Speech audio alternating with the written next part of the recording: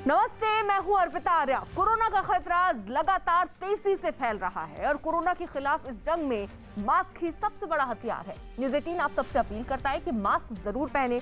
News 18 ने mask के लिए मुहिम भी शुरू की है, #मास्क पहनो इंडिया। न्यूज़ 18 आप सबसे भी अपील करता है कि मास्क जरूर पहने, क्योंकि देखिए सावधानी ही सबसे बड़ा बचाव है। दिल्ली हाई कोर्ट ने ऑक्सीजन की कमी पर सख्त टिप्पणी की। हाई कोर्ट ने कहा कि दिल्ली में गैस सिलेंडर व्यवस्था पूरी तरह बिगड़ गई है। गैस सिलेंडर न तो अस्पतालों को मिल रहा है न लोगों को, जिनके दाम लाखों रुपए में पहुंच गए हैं। दिल्ली हाई कोर्ट ने निर्देश दिया कि ऑक्सीजन गैस भरने वाली कंपनियों को ओवरटेक करें और खुद ऑक्सीजन भरने का जिम्मा संभालें। साथ ही हाई कोर्ट ने नियमों को पालन नहीं करने वाली जो कंपनियां हैं उनके खिलाफ कार्रवाई के आदेश भी दिए हैं।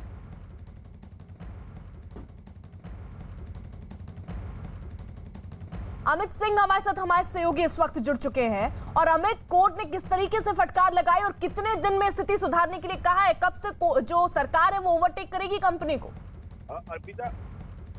अर्पिता, जो अभी जो हाई कोर्ट ने कहा है, 5 ऑक्सीजन रिफिलर्स के खिलाफ अवमानना की नोटिस जारी कर दिया। अभी हाई कोर्ट ने 5 ऑक्सीजन रिफिलर्स के खिलाफ अवमानना की नोटिस जारी किया है। ये कंपनी जो है वो हाई कोर्ट के सामने आज पेश नहीं हुई थी। कुछ कंपनियां जरूर पेश हुई हैं, लेकिन जो 5 कंपनियां पेश नहीं हुई हैं उनके खिलाफ अवमानना का नोटिस जारी किया। हालांकि कल ही कोर्ट ने इन्हें कहा था कि वो कोर्ट में पेश हो और अपना पक्ष रखें, लेकिन ये कंपनियां पेश नहीं हुई, जिसके बाद अवमानना की नोटिस जारी किया। इसके अलावा कोर्ट ने रेमडेसिविर है उसके जमाखोरी की बात दिल्ली सरकार ने कोर्ट को कहा है, और इसके लिए कहा गया है दिल्ली सरकार की तरफ से कि पूरी तरीके से खाका तैयार किया जा रहा है। सभी अस्पतालों से, नर्सिंग होम से जानकारी ली जा रही है कि कौन कौन सी दवाइयां उपलब्ध हैं उनके पास। और इसके अलावा केंद्र सरकार ने ये भी कहा है कि दिल्ली सरकार के तरफ से अनुरोध आया है कि वो बैंकॉक से ऑक्सीजन का टैंकर मंगाना चाहते हैं और इसके लिए विमान देने के लिए तैयार है केंद्र सरकार। तो इन सब के अलावा कोर्ट ने सख्त टिप्पणी करते हुए साफ। शुक्रिया अमित। कोरोना के बढ़ते संकट से निपटने के लिए सुप्रीम कोर्ट ने केंद्र सरकार से जो नेशनल प्लान मांगा था उस पर आज सुनवाई हुई। देश की सबसे बड़ी अदालत ने वैक्सीन के दाम, उनकी उपलब्धता, ऑक्सीजन और वेंटिलेटर की कमी समेत कई अहम मुद्दों पर केंद्र सरकार से जवाब मांगा। 3 जजों की बेंच ने कहा कि वो शुक्रवार यानी 30 अप्रैल को दोपहर 12 बजे मामले की सुनवाई करेगी। सुनवाई के दौरान कोरोना के मुद्दे पर सुप्रीम कोर्ट के तेवर तल्ख दिखे। कोर्ट ने कहा कि राष्ट्रीय संकट के समय वो मूक दर्शक बनकर नहीं रह सकती। सुनवाई के दौरान वैक्सीन की कीमत का मुद्दा भी उठा। कोर्ट ने पूछा कि वैक्सीन बनाने वाले अलग अलग कीमतों के साथ आ रहे हैं, केंद्र सरकार इसके बारे में क्या कर रही है? वहीं दिल्ली के मुख्यमंत्री अरविंद केजरीवाल ने ऐलान किया कि दिल्ली में ऑक्सीजन प्लांट लगाए जाएंगे। दिल्ली में 1 महीने में 44 ऑक्सीजन प्लांट लगाए जाएंगे, जिनमें फ्रांस से 21 ऑक्सीजन प्लांट मंगवाए गए हैं, जबकि बैंकॉक से 18 ऑक्सीजन टैंकर मंगवाए गए हैं, जिनसे कोरोना से जंग लड़ने में मदद मिलेगी। अगले 1 महीने के अंदर दिल्ली में हम 44 ऑक्सीजन के प्लांट्स लगाने जा रहे हैं, 44।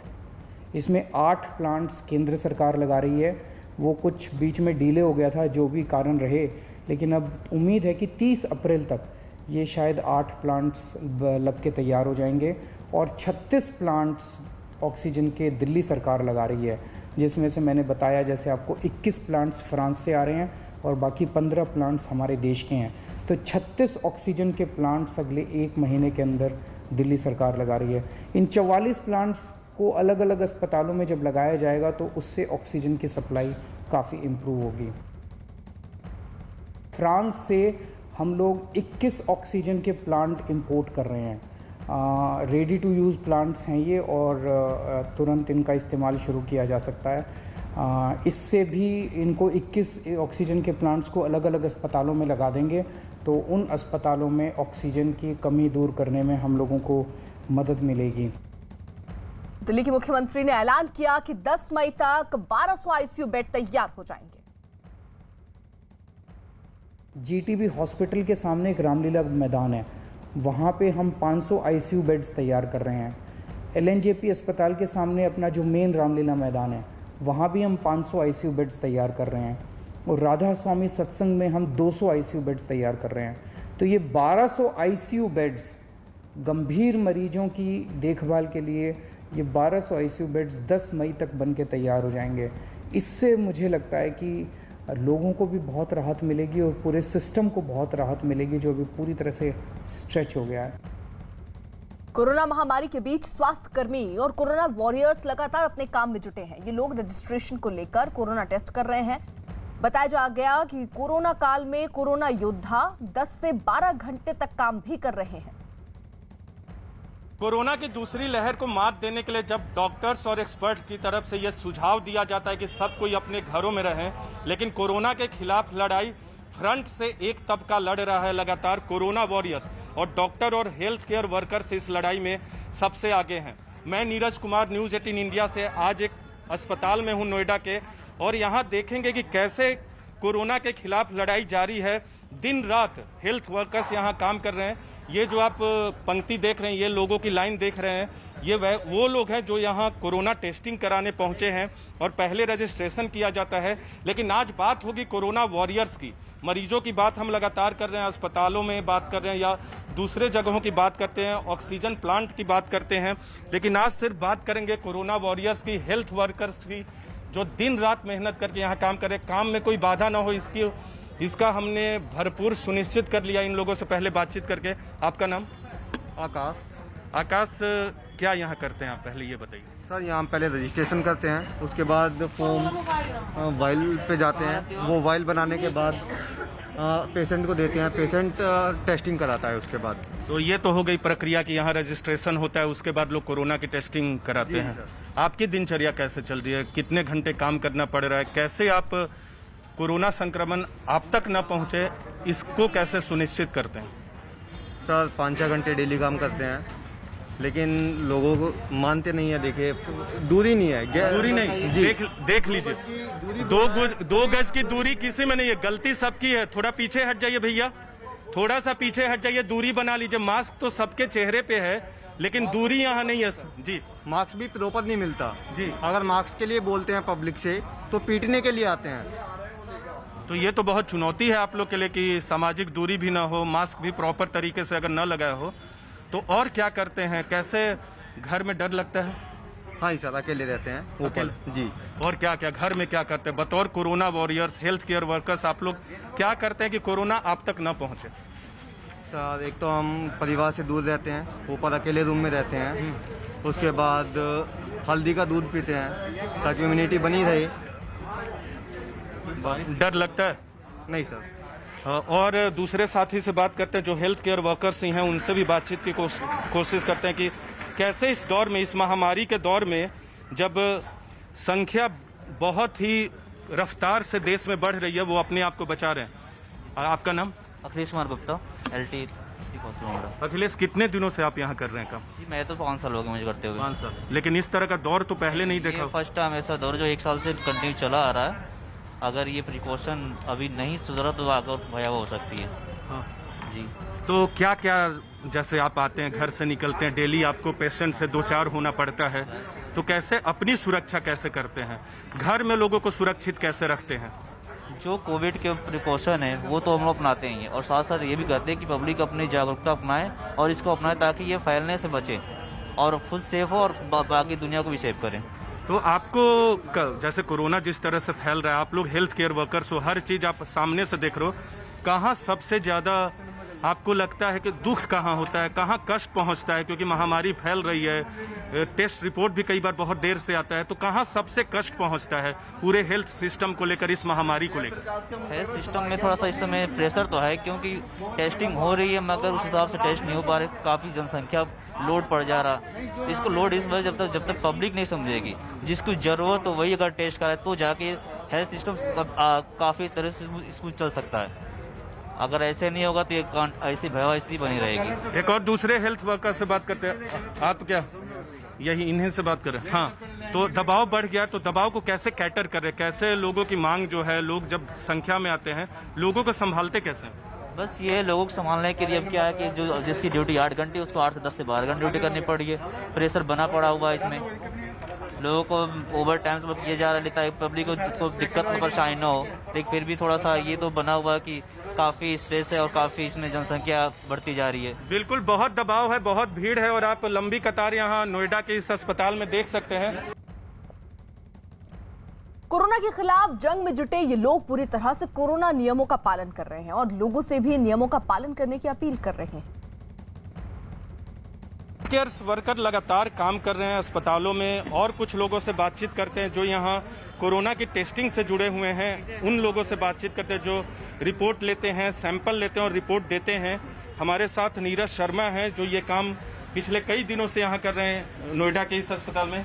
नीरज, कैसे अपने आप को सुरक्षित रखते और कैसे पहले ये सैंपल आप लोग कैसे कलेक्ट करते हैं ये बताइए। सैंपल हम सैंपल के दो स्वैब होती हैं, एक नोजोफ्रेंजल होती है, एक ओजोफ्रेंजल होती है। जो ओजोफ्रेंजल होती है हमें मुंह में डालनी होती है और जो नोजोफ्रेंजल होती है हमें नोज में डालनी होती है। उन दोनों को हम सैंपल लेते हैं, सैंपल लेके हम अपनी ये क्या नाम है कोरोना टेस्टिंग की VTM वाइल होती है। ये तो हो गया, आप लीजिए कैसे लेते हैं, इनका ले लिया आपने? हाँ जी, ठीक है। तो ये बताइए कि इसमें बहुत सारे जो सैंपल लेते हैं उसमें बहुत लोग पॉजिटिव भी आते हैं, निगेटिव भी बहुत आते हैं, इसलिए हम तो कैसे ये सुरक्षा ग्लव्स के दो पेयर यूज करते हैं। क्या नाम है कुछ थोड़ी देर में ग्लव्स को हम चेंज भी करते रहते हैं। तो अपनी सुरक्षा बाकी कैसे करते हैं? यहाँ से आप जाते हैं घर में, आपके लिए कितना मुश्किल होता है? भैया हम गर्म पानी से नहाना, हमें जाते ही हम सैनिटाइजिंग करते हैं अपने आप को, फिर सैनिटाइजर डाल के गर्म पानी से ही नहाना होता है हमें। लेकिन जितनी भीड़ बढ़ गई है, लोग बहुत संख्या में आते हैं, अभी तो कुछ ही लोग उन्हें भी फेस करना होता है, उन्हें समझाना भी होता है, रिपोर्टिंग किस तरीके से आपको पोर्टल से डाउनलोड करनी है। हाँ। वो भी हमें पेशेंट को समझाना तो होता है। अभी रिपोर्ट कितने दिन में आ रही है? भैया 5 से 6 दिन के अंदर रिपोर्ट अभी आ रही है। लेकिन यहाँ 3 से 4 दिन लिखा है, देख सकते हैं अपने कैमरा पर्सन दिनेश ना। लिखा हुआ है कुछ दिनों पहले 3 से 4 दिन में आ रही थी, अब 5 से 6 दिन हो गया है और कोशिश कर रहे हैं कि करना में 3 से 4 दिन नहीं करना में 2 से 3 दिन में ही आए। तो आपको सबसे अधिक पीड़ा क्या होती है इस महामारी में? मरीजों को अधिक देख के आपको पीड़ा क्या होती है और आपके लिए चुनौती क्या होती है? हमें पीड़ा करना पेशेंट को फेस करना, हमारे पास जैसे जब कभी जैसे पेशेंट ज्यादा होता है करना में उस समय पेशेंट को भी समझाना और करना पेशेंट 200 सैंपलों की हमारी क्वांटिटी होती है। कई बार होता है करना में पेशेंट ज्यादा है और 200 पे हमें बंद करना होता है क्योंकि वो पेंडिंग हो जाते हैं, फिर करना में सैंपल रिसीविंग भी नहीं होती कई बार। आप अपना काम कीजिए, बहुत बढ़िया काम कर रहे हैं और बहुत कोरोना के जो सैंपल आते हैं उनको कलेक्ट करते हैं और कुछ लोगों से बात करते हैं जो यहाँ सैंपल देने आए हैं। कैसे देखती हैं जो हेल्थ केयर वर्कर्स काम कर रहे हैं इस दौर में भी, जब हम लोग को कहा जाता है कि घरों में रहिए और ये लोग दिन रात काम करते हैं, तो आप लोग इनको कैसे देखते हैं? कैसे देखते हो भैया जो ये सेलेक्ट करते हैं सैंपल वगैरह लगातार, क्योंकि ये फ्रंट लाइन वर्कर्स हैं जो कोरोना से सीधे कोरोना के सैंपल को लेते हैं, पॉजिटिव निगेटिव जो भी हुआ, आप लोग कैसे देखते हैं इनके? ये तो मैसेज डाल रहे हैं हम लोगों पे, फ़ोन पे मैसेज आता है तभी, ऐसे नहीं दिखाता था ये। ओके, ऑनलाइन ही मैसेज आता है। ऑनलाइन? हाँ, 2 से 3 दिन का टाइम देते हैं। हाँ, कैसा ये लोग काम कर रहे हैं हेल्थ केयर वर्कर्स हैं जो इस दौर में, महामारी के दौर में? काम तो आप देख ही रहे हैं, जैसे वहाँ पे लाइन लगी है और वहाँ पर सुबह से ही बैठे हुए हैं। हालांकि मैं भी सुबह से आया हूँ 8 बजे से, लेकिन 8 बजे से लेकर कंटिन्यूसली वो लोग लगे हुए हैं जो भी हेल्थ केयर वर्कर्स हैं। हालांकि पूरा सिस्टम जो है हेल्थ केयर वर्कर्स के बेसिस पे ही चल रहा है, क्योंकि अगर ये सपोर्ट नहीं करेंगे तो बेसिकली हम जैसे पेशेंट कहाँ पे जाएंगे। तो ऑब्वियसली काम तो कर रहे हैं और सही है, और मुझे लगता है कि लेकिन फिर भी दबाव है अस्पतालों पे हेल्थ केयर वर्कर्स पे। होगा क्योंकि अभी आप देख रहे हैं कि कोरोना का केसेस कितना ज़्यादा बढ़ रहा है, तो जिस तरह से काउंट बढ़ेंगे उस तरह से पेशेंट बढ़ रहे हैं, पेशेंट बढ़ने के कारण दबाव तो होता ही है सर। बिल्कुल दबाव होता है हेल्थ केयर वर्कर्स पे। कैसे देखते हैं जो आपके सैंपल कलेक्ट करते हैं? हम लोग को कहा जाता है घरों पे रहिए और ये लोग दिन रात सैंपल लोड एंड पे पड़ा हुआ है जी, और अच्छे काम कर रहे हैं ये लोग। मैं अपना करा चुका हूँ यहाँ पे, बस खाली रिपोर्ट थोड़ा लेट आती है, रिपोर्ट इसलिए थोड़ा सा दिक्कत है। तो कोरोना वॉरियर्स से हम लोग बातचीत कर रहे थे कि कैसे दिन रात ये लोग लगे हुए हैं, लोगों का सैंपल कलेक्ट करते हैं। इसके अलावा सफाई कर्मी हैं, नर्सेज हैं, डॉक्टर्स हैं या दूसरे लोग हैं, पुलिस के जवान हैं, तमाम लोग कोरोना महामारी के दूसरे लहर से, पहली लहर के दौरान भी इन लोगों ने बहुत बेहतरीन काम किया था और कोरोना को रोकने में कामयाबी हासिल की थी। और ऐसे में जबकि देश में कोरोना के मामले लगातार बढ़ रहे हैं, लोगों के मरने की संख्या जो है वो लगातार बढ़ रही है, उस दौर में भी मकसद एक ही है कि कोरोना को किसी तरह से हराया जाए और इसमें सबसे बड़ी भूमिका कोरोना वॉरियर्स की है, और कोरोना वॉरियर्स में भी सबसे बड़ी भूमिका डॉक्टर्स और हेल्थ केयर वर्कर्स की है। कैमरा पर्सन दिनेश नागर के साथ नीरज कुमार, न्यूज़ 18 इंडिया, नोएडा। इन कोरोना योद्धाओं में कई ऐसे लोग भी शामिल हैं जो लगातार शिफ्ट कर रहे हैं। ये एम्बुलेंस के वो ड्राइवर हैं जिन्होंने कोरोना मरीजों को अस्पतालों में शिफ्ट कराया। इस दौरान वो कोरोना नियमों का पालन करते हैं, दूसरे को भी नियमों का पालन करने की नसीहत देते हैं। हर तरह के कोरोना वॉरियर्स हैं जो कोरोना के खिलाफ दूसरी महामारी में लड़ाई लड़ रहे हैं फ्रंट से, और एम्बुलेंस के भी लोग हैं। एक एम्बुलेंस अभी आई है नोएडा के अस्पताल में, इनसे बातचीत करते हैं ये कैसे अपने काम को अंजाम देते हैं ऐसे वक्त में जब कोरोना संक्रमण का खतरा बढ़ रहा है। आपका नाम? दिनेश सर। दिनेश भाई, अभी आप आए हैं यहाँ पे तुरंत, किस लिए आपको बुलाया गया है? जी। किस लिए, क्या खबर दी गई आपको? कोविड पेशेंट के लिए। क्या बताया गया? कोविड पेशेंट को कहीं शिफ्ट करना है या और कोई बात और है? नहीं, कोविड पेशेंट को ले आगे शिफ्ट करना है। कहाँ?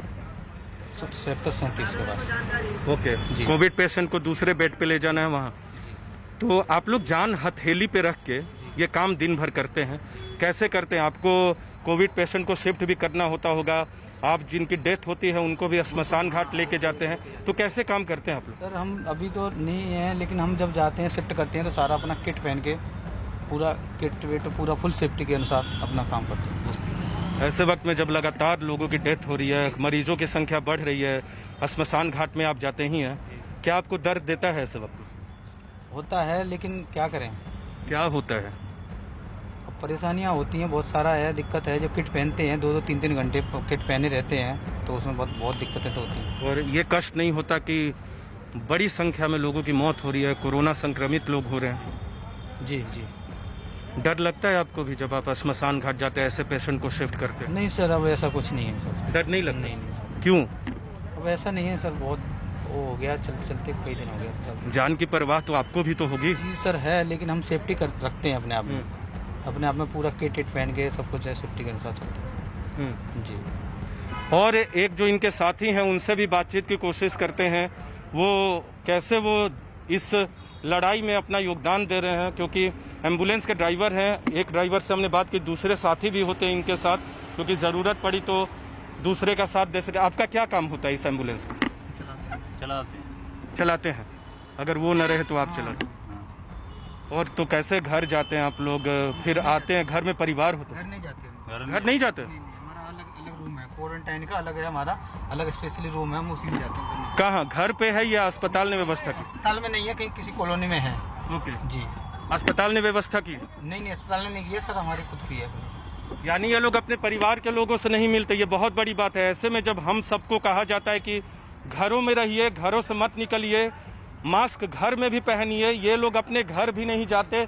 जब से कोरोना के खिलाफ लड़ाई में ये लोग शामिल हुए हैं, जो कोरोना वॉरियर्स हैं, हेल्थ केयर वर्कर्स हैं, जो एम्बुलेंस के ड्राइवर हैं, ये अपने घरों में नहीं जाते और दिन रात वैसे लोगों की सेवा में लगे रहते हैं जो कोरोना की महामारी से लड़ रहे हैं। और बहुत बड़ी बात है तमाम लोगों के लिए, जब हम घरों में रहते हैं, हमें घरों में रहने की सलाह दी जाती है, तो ये कोरोना पेशेंट के बीच, कोरोना के मरीजों के साथ दिन रात अपना जीवन व्यतीत करते हैं, और उसमें अपनी सुरक्षा बनाए रखना इनकी सबसे बड़ी चुनौती है। लेकिन एक बात तो ज़रूर इन्होंने कही कि कोरोना के खिलाफ देश की जीत ज़रूर होगी। तो मास्क पहन के आप भी रहिए, क्योंकि कोरोना की लड़ाई में कोरोना को हराना है।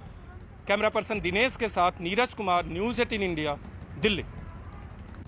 कोरोना योद्धाओं में डॉक्टर और नर्स भी शामिल हैं जो कोरोना मरीजों का इलाज करते हैं, जो ड्यूटी के दौरान पूरी सावधानी बरत रहे हैं। कोरोना से लड़ाई में कोरोना वॉरियर्स में सबसे अगली पंक्ति में खड़े हैं डॉक्टर्स और नर्सिंग स्टाफ, और कुछ डॉक्टर्स और नर्सिंग स्टाफ से बातचीत करने की कोशिश करेंगे। नोएडा के ही अस्पताल में हैं, अंदर लोग मौजूद हैं, इनसे बातचीत करेंगे। ये वो लोग हैं जो जिनको अगर फीवर होता है उनको सुझाव देते हैं। यहाँ सीधे तौर पे कोरोना के मरीज नहीं आते हैं। मैम, आप यहाँ नेहा खट्टर हैं, ये डॉक्टर, आप बैठिए। आप यहाँ कौन से मरीज आते हैं? कोरोना के मरीज सीधे आते हैं? कौन मरीज आते हैं? बेसिकली कोरोना के पेशेंट को साइन कौन से होते हैं? उसको बुखार आ रहा होगा, लूज मोशन होंगे, खांसी होगी, तो सभी पेशेंट आते हैं जिन्हें हमें ऐसा फील होता है कि दवाई देनी है, हमें दवाई देते हैं। जिन्हें हमें फील होता है कि टेस्ट कराना है उनको टेस्ट भी लिखते हैं साथ में। तो हर टाइप का पेशेंट आता है। जो कोरोना वार्ड है यहाँ बना हुआ, उसमें भी आप लोग को जाना होता है? नहीं, हमें नहीं जाना है। आपको नहीं जाना है, बस अगर जो कोरोना वार्ड यहाँ के नहीं है, वो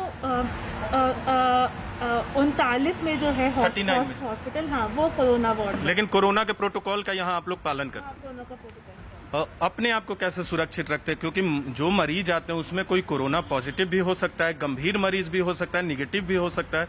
तो अपनी सुरक्षा को यहाँ अस्पताल से लेकर घर तक कैसे सुरक्षित करते हो? और जिस तरह से आंकड़े बढ़ रहे हैं उससे आप लोग को भी डर लगता होगा, सीधे तौर पे आप लोग को दो चार होना पड़ता है, मरीजों से बात करनी होती है। देखिए, डर तो लगता ही है, बट हम यहाँ से निकलते हैं घर तो हम लोग बात करते हैं अपने आप, पूरे कपड़े मतलब जा करके पहले हाथ सैनिटाइज करके फिर कपड़े उतारते हैं, फिर नहाते हैं। वो बेसिकली सभी लोग कर रहे हैं। और यहाँ जो यहाँ भी हम लोग कर रहे हैं, अलग अलग बैठे हैं, कोई पास में नहीं बैठे। एंड हम लोग सारे प्रिकॉशंस ले रहे हैं, ग्लव्स भी लेते हैं। घर में परिवार के लोग होंगे, वहां जाते हैं, उनको कैसे सुरक्षित रखते हैं, अपने आप से अलग रखते हैं, या आप लोग खुद अपने आप को आइसोलेट करके रखते हैं? आइसोलेट भी करके रखते हैं हम लोग अपने, मतलब फैमिली मेंबर्स अलग रखते हैं, हम लोग थोड़ा अलग रहते हैं। नर्सिंग स्टाफ से भी बातचीत करते हैं। ये डॉक्टर थी नेहा खट्टर यहाँ नोएडा के अस्पताल में। मैम, आप लोग भी लगातार मरीजों का रिकॉर्ड रखना होता है और मरीजों से मिलना जुलना होता है, उनकी बातें सुननी होती हैं, तो आप लोग अपने आप को कैसे सुरक्षित रखते हैं और कितना मुश्किल हो रहा है, कितनी बड़ी चुनौती है? पेशेंट का जो दबाव है, प्रेशर है, वो बहुत ज़्यादा है। वो हम लोगों के ऊपर तो सबसे ज़्यादा है ही, क्योंकि कई मरीज ऐसे होते हैं जो सुनते भी नहीं हैं। मास्क भी लगाएंगे तो वो नाक के नीचे उनका मास्क रहता है, तो हम लोगों को बार बार उनको बताते रहना पड़ता है कि अपना मास्क ऊपर कर लीजिए। दूसरा, आप देख ही रहे होंगे कि हम लोग ने शील्ड भी लगाया हुआ है, अपने बालों को भी कवर करा हुआ है, सब चीज़ हम पूरा प्रिकॉशन ले रहे हैं, डबल मास्क लगाया हुआ है। और बाकी हम अपनी तरफ से जो पेशेंट को समझा सकते हैं वो समझाते ही हैं। और जो भी पेशेंट यहाँ आ रहे हैं जिनको नहीं पता है कि ओपीडी बंद हो गई है, उनको ट्रीट कर ही रहे हैं। तो फ्रंटलाइन वर्कर्स हैं आप लोग, कोरोना वॉरियर्स हैं, आप लोगों ने वैक्सीन ले लिया है? हाँ जी, बिल्कुल। हाँ, वैक्सीन हम लोग कम से कम इस बात की तसल्ली है कि कोरोना आपको छू तो सकता है लेकिन नुकसान नहीं पहुंचा। हाँ, जितना मतलब तेजी से नुकसान वो हमको, अगर हमने वैक्सीन नहीं लगवाई होती तो शायद एक बार को हमको ये डर होता कि हमको, जैसे लोगों को सुनने में आ रहा है कि इतना फैल रहा है और ये वो है, तो हमें दिल में अपने एक कहीं तसल्ली है कि हमने वैक्सीन लगवाई हुई है, तो शायद उतना हमारे ऊपर अटैक नहीं करेगा जितना और लोगों के ऊपर। बहुत लाचारी दिखती है, आप हर जगह की खबरों को देखती होंगी। आप लोग अपने आप को अस्पताल में मरीजों को देखते हैं या खबरों को देखते हैं जब कहीं किसी को ऑक्सीजन नहीं मिल रहा है, किसी को वेंटिलेटर्स नहीं मिल रहे, किसी को बेड नहीं मिल रहा है, आपके करीब में भी बहुत ऐसे लोग होंगे, तो कितना लाचार अपने आप को महसूस करते हैं बीइंग अ हेल्थ वर्कर? देखिए, अब इतनी पॉपुलेशन है इंडिया में, गवर्नमेंट से भी जो हो सक रहा है गवर्नमेंट कर ही रही है, और हम लोगों से भी जो हम लोगों को समझ में आता है, बाई चांस कोई हम लोगों से पूछता है कि ऑक्सीजन लेवल डाउन हो रहा है, तो हम लोग उनको फिर बताते हैं कि पेट के बल लिटा लीजिए उनको, मतलब जो हम उनको अपना प्राइमरी उनको वो दे सकते हैं वो उनको बताते ज़रूर हैं। बाकी तो देखिए ऊपर वाला है, उसके आगे तो किसी का जोर नहीं चलता। तो डॉक्टर जो कि दूसरे भगवान कहे जाते हैं, उनको भी इस वक्त में भरोसा भगवान पे ही है। आप लोग को कितना मुश्किल होता है? आप भी नर्सिंग स्टाफ हैं, लोगों से मिलती जुलती। नहीं, बिल्कुल। देखिए, मुश्किल तो होता है क्योंकि हमें अपने आप को बचाना होता है, अपनी फैमिली को भी बचाना होता है, लेकिन उसको फिर भी पेशेंट को ध्यान में रखते हैं हम, जितना हमसे हो सकता है हम उनको काउंसलिंग भी करते हैं, ताकि कई पेशेंट ऐसे घबरा के आते हैं, बहुत छोटे छोटे फीवर में भी घबरा के पेशेंट, थोड़ी सी खांसी इसमें घबरा के पेशेंट आता है, उस दौरान हम उनकी काउंसलिंग भी करते हैं कि आप घबराओ मत, परेशान मत हो, ये वायरल भी हो सकता है, वायरल इन्फेक्शन भी हो सकता है, कोरोना ही नहीं हो सकता। बिल्कुल बिल्कुल। क्योंकि छोटी सी चीज़ के लिए आप घर के घरेलू उपाय भी कर सकते हो, डॉक्टर से भी कंसल्ट फ़ोन पे भी कर सकते हो आप, तो घबराने की इसमें ज़रूरत नहीं है। आप घर में योगा, ध्यान ये सब करके भी, गर्म पानी वगैरह का यूज़ करके वायरल इन्फेक्शन से बच सकते हो, तो कोरोना ही नहीं हो सकता, इसलिए आपको घबराने की ज़रूरत नहीं है। नेहा जी, एक बात आपसे पूछूंगा, आप डॉक्टर हैं, क्यों व्यवस्था पे सवाल उठ रहे हैं? आपसे इस तरह का कमेंट लेना उचित नहीं होगा, लेकिन आप इस फील्ड में हैं, आपको लगता है कि कहीं ना कहीं हम लोगों ने थोड़ी देर कर दी, या कहीं हमारी तैयारी और रहती तो बेहतर रहते? वो तो है, अगर होता तो बेटर होता, वो तो साफ बात है। बिल्कुल, तैयारी और बेहतर होती तो बेहतर तरीके से मुकाबला करते, लेकिन जान हथेली पर रख के डॉक्टर हो या नर्सिंग स्टाफ हो या दूसरे जो कोरोना वॉरियर्स हो, हेल्थ वर्कर्स हो, वो यहाँ मरीजों की देखभाल करते हैं। जो मरीज जिनके पास आते हैं, जिसमें कोरोना के मरीज भी हो सकते हैं, जिनको फीवर होता है, उनको ये सुझाव देते हैं कि आप टेस्टिंग करवाइए या फिर न कराइए। निगेटिव रिपोर्ट आती है तो उन्हें घर पे रहने की तो सलाह दी ही जाती है। अगर पॉजिटिव में भी गंभीर मामला होता है तो उन्हें भर्ती कराने की सलाह दी जाती है। और जो मरीज में माइल्ड सिम्टम्स होता है, थोड़ा सिम्टम्स होता है, उनको ये लोग सुझाव देते हैं कि आप घर में ही रहिए, लेकिन आइसोलेट करके रहिए। लेकिन कोरोना के खिलाफ जो दूसरी लहर की लड़ाई है, पहली लहर में भी इन लोगों की भूमिका बहुत महत्वपूर्ण थी और दूसरी लहर से लड़ने में भी इनकी भूमिका महत्वपूर्ण है। और अपनी पूरी सुरक्षा के बीच ये लोग मरीजों को देखते हैं। कैमरा पर्सन दिनेश नागर के साथ नीरज कुमार, न्यूज़ 18 इंडिया, नोएडा। और दिल्ली के अपोलो अस्पताल से इस वक्त की बड़ी खबर आ रही है। वहां एक मरीज के रिश्तेदार और डॉक्टरों के बीच जमकर झड़प हो गई। हालात इतने बिगड़ गए कि डॉक्टर और अस्पताल के कर्मचारी इन लोगों से मारपीट करते हुए दिखाई दिए, जबकि दूसरी तरफ से भी डॉक्टर से हाथापाई की गई। इस मारपीट के दौरान अस्पताल के बाहर मौजूद एक आदमी ने अपने मोबाइल पर ये वीडियो रिकॉर्ड कर लिया। बताया गया कि आईसीयू में बेड नहीं मिलने पर यह विवाद शुरू हुआ, जो बढ़ते बढ़ते मारपीट तक पहुंच गया है। तो एक शख्स जो वहां पर मौजूद था, उसने वीडियो बना लिया, जिसमें साफ दिख रहा है कि किस तरीके से बात नौबत मारपीट तक आ गई।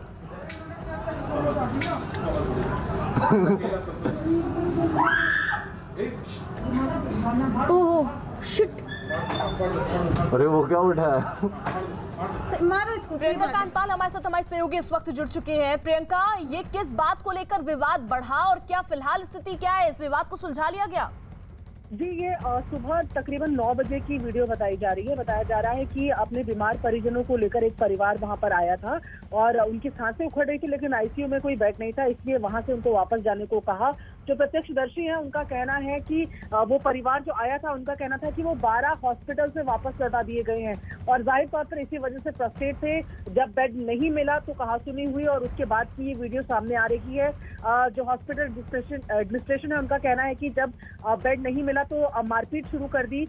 एक और वीडियो सामने आया है जहां पर ब्लड ही ब्लड नजर आ रहा है और दूसरी तरफ जो परिवार के जो लोग थे, जो प्रत्यक्षदर्शी उस वक्त वहां पर मौजूद थे, उनका कहना था कि परिवार बहुत ज्यादा परेशान था। पेशेंट की सांसें उखड़ रही थी, ऑक्सीजन लेवल की कमी थी, उनको एक आईसीयू बेड चाहिए था, लेकिन 12 अस्पतालों से वो वापस लौटाए गए थे। तो इसी तरीके की स्थिति की वीडियो फिलहाल बताई जा रही है। जी, तो फिलहाल क्या जिस तरीके से बेड के लिए ये लोग कह रहे थे बेड मिल जाए, वो बेड मिला? और फिलहाल क्या कोई लोग घायल भी हुए हैं इस मारपीट में?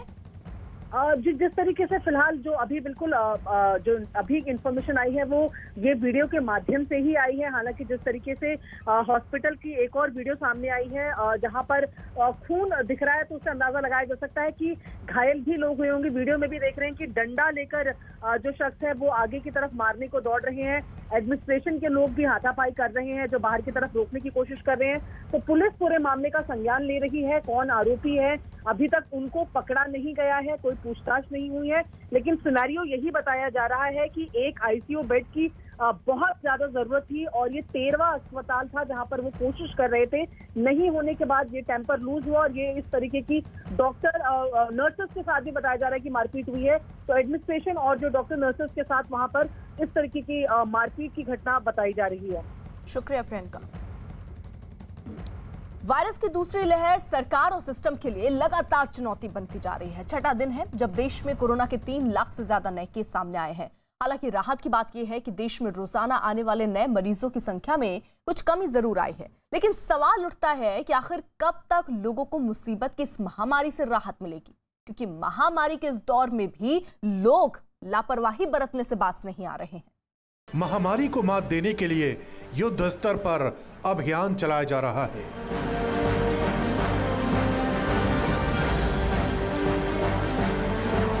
दुनिया के कई देश आगे आकर इस मुश्किल भरे दौर में भारत की मदद का न सिर्फ ऐलान कर चुके हैं, बल्कि दूसरे देशों की मदद अब भारत तक पहुंचने भी लगी है। लेकिन वायरस के प्रसार की रफ्तार लगभग जस की तस बनी हुई है। देश में एक दिन में कोरोना के 3,23,144 नए केस दर्ज किए गए हैं। ये लगातार छठा दिन है जब देश में 3 लाख से ज्यादा मरीज सामने आए हैं। इस दौरान 2771 लोगों को अपनी जान गंवानी पड़ी है। इसी के साथ देश में सक्रिय मरीजों की कुल तादाद 28,82,204 पहुंच गई है। लेकिन राहत भरी खबर यह है कि बीते 24 घंटे में कुल नए मरीजों की संख्या 26 तारीख को दर्ज किए गए आंकड़ों की तुलना में काफी कम है।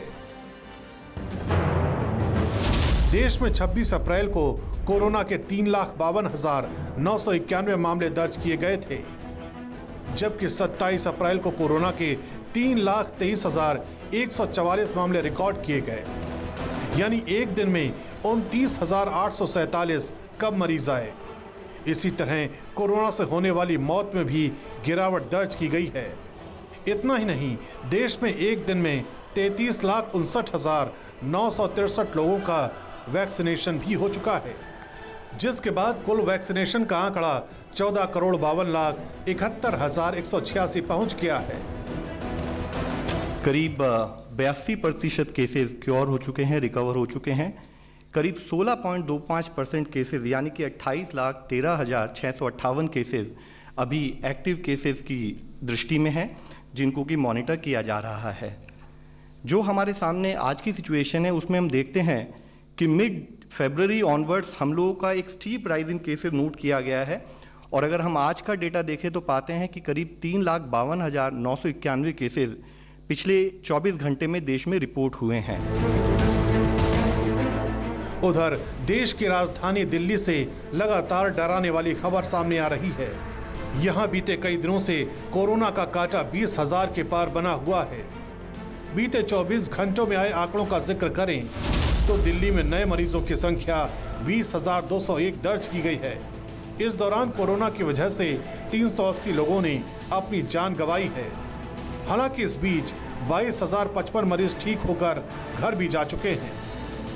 पिछले 2 दिन में आप देखेंगे कि इस किस्म के SOS मैसेजेस अस्पतालों के, मैं ये नहीं कह रहा बिल्कुल नहीं आ रहे, अभी भी मैं देखता रहता हूँ, पढ़ता रहता हूँ, एक दो अस्पताल दिन में उनका आता रहता है कि यहाँ ऑक्सीजन पहुँचने में देरी हो गई, यहाँ ऑक्सीजन। लेकिन जो हालत बृहस्पति, शुक्र और शनि को थी, बिल्कुल पागलपन वाली हालत, ऐसी पिछले 2-3 दिन में अब नहीं है। और इसके लिए दिल्ली सरकार और केंद्र सरकार की टीम्स ने बैठ के, दोनों के अफसरों की टीम्स ने बैठ के बहुत मेहनत की है। कई सारे इश्यूज़ थे इसके ट्रांसपोर्टेशन को लेके, और वो बहुत सारे इश्यूज़ थे जो सॉर्ट आउट किए गए हैं। मैं केंद्र सरकार के उन सभी अधिकारियों का और केंद्र सरकार का तहे दिल से शुक्रिया अदा करना चाहता हूं, जिन्होंने इस कठिन घड़ी में हम लोगों का सहयोग किया। दिल्ली की ही तरह कई और राज्यों की भी कोरोना की वजह से हालत पस्त है। पॉजिटिविटी रेट का जिक्र करें तो इस वक्त राजस्थान में ये दर 37.11% है, दिल्ली में 35.02%, गोवा में 34.27%, पश्चिम बंगाल में 32.93%, हरियाणा में 32.38%, चंडीगढ़ में 27.80% और महाराष्ट्र में 21.89% है। लेकिन महाराष्ट्र के लिए राहत भरी खबर यह है कि कई दिनों के बाद न सिर्फ नए मरीजों की संख्या में कमी आई है, बल्कि इस वायरस की वजह से होने वाली मौत की संख्या भी कम हुई है। बीते 24 घंटे में महाराष्ट्र में कोरोना के 48,700 मामले दर्ज किए गए हैं। बीते 24 घंटे में महाराष्ट्र में कोरोना की वजह से 524 लोगों की मौत हुई है। हालांकि बीते 24 घंटे में 71,736 मरीज ठीक होकर घर भी जा चुके हैं। अकेले मुंबई की बात करें तो यहां बीते 24 घंटे में 3,876 नए मरीज सामने आए हैं, जबकि 70 लोगों की मौत हुई है। इसी तरह पुणे में 6,046 नए केस और 151 लोगों की मौत रिकॉर्ड की गई है। नागपुर में 5,852 नए मामले सामने आए हैं और 89 लोगों को अपनी जान गंवानी पड़ी है। भले ही महाराष्ट्र में कोरोना पीड़ितों का आंकड़ा थमने का नाम नहीं ले रहा, लेकिन लापरवाही भी यहां लगातार बढ़ती जा रही है। मुंबई की दादर सब्जी मंडी में एक बार फिर कुछ ऐसी ही तस्वीरें दिखाई दी।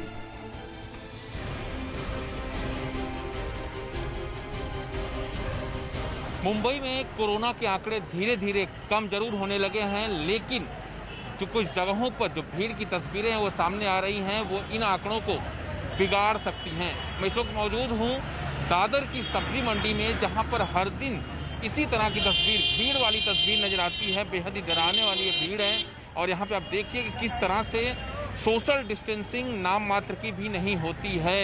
सबसे अहम चीज यही है कि कोविड के नियमों के पालन में आपको सोशल डिस्टेंसिंग का पूरा ख्याल रखना है, लेकिन यहाँ पर लोगों के बीच सोशल डिस्टेंसिंग जरा सी भी नहीं होती और जो संक्रमण फैलने की सबसे बड़ी वजह बन सकती है। हालांकि जो केसेज हैं वो जरूर कम हो रहे हैं, लेकिन अगर ये जो सोशल डिस्टेंसिंग है, ये जो कोविड नियमों की धज्जियां उड़ाई जा रही हैं, अगर ये इसी तरह से जारी रहा तो उन आंकड़ों को एक बार फिर से बिगाड़ सकती हैं। उधर नासिक जिले में महानगर पालिका आयुक्त ने नया आदेश जारी किया है। इस आदेश के मुताबिक कोरोना मरीजों से अस्पताल में मिलने वाले रिश्तेदारों पर केस दर्ज किया जाएगा। आदेश के मुताबिक ऐसा करने वालों से पहले 1000 रुपए का जुर्माना लिया जाएगा। अगर लोग ऐसा दोबारा करते पाए गए तो उनके खिलाफ केस दर्ज किया जाएगा। लगातार शिकायतें मिलने के बाद महानगर पालिका ने एक कदम उठाया है। महानगर पालिका की दलील है कि मरीजों के रिश्तेदारों की वजह से कोरोना तेजी से फैल रहा है। कोरोना से बचने के लिए सावधानी को ही सबसे बड़ा हथियार बताया गया है। बावजूद इसके अभी भी बहुत से लोग लापरवाही बरतने से बाज नहीं आ रहे हैं। यही वजह है कि कोरोना की चेन तोड़ना सरकार और सिस्टम पर भारी पड़ रहा है। कोरोना के बढ़ते मामलों के बीच लोग एक दूसरे की मदद कर रहे हैं। दिल्ली के इस्कॉन मंदिर में हर दिन 14,000 कोरोना पॉजिटिव लोगों को खाना पहुंचाया जा रहा है। इस्कॉन मंदिर में खाना बनाने से लेकर पहुंचाने तक तमाम एहतियात बरती जा रही है। लोग मास्क और दस्ताने पहनकर खाना बना रहे हैं। कोरोना की दूसरी वेव से पूरा देश परेशान है और सबसे ज़्यादा परेशान है वो लोग जो इसके मरीज हैं। एक सोशल स्टिग्मा भी कोविड पेशेंट्स के साथ जुड़ा हुआ नजर आता है। ऐसे में इस वक्त हम मौजूद हैं इस्कॉन द्वारका में, जहां आप देख रहे हैं कि खाने की ये तमाम प्लेट्स लगी हुई हैं, जिसमें रोटी, चावल, दाल, सब्जी जैसी जो न्यूट्रिशियस खाना है उसको फिलहाल पैक किया जा रहा है। इस्कॉन द्वारका से प्रद्युमन प्रिय जी हमारे साथ यहाँ पर हैं।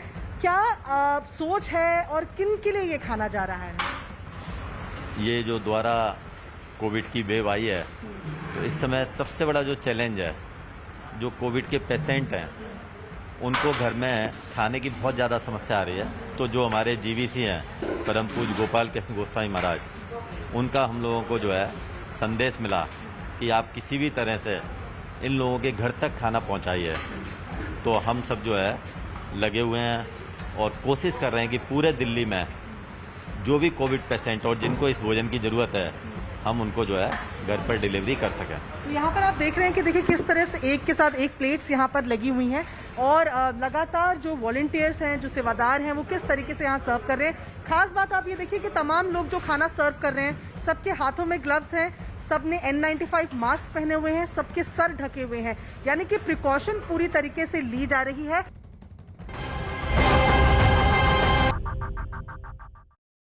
कोरोना के इस दौर में हर कोई परेशान है। क्या मरीज, क्या तीमारदार और क्या डॉक्टर, सभी मुश्किलों के दौर से गुजर रहे हैं। ऐसा एक वाकया सामने आया आगरा से, जहां एक अस्पताल में जमकर तोड़फोड़ हुई।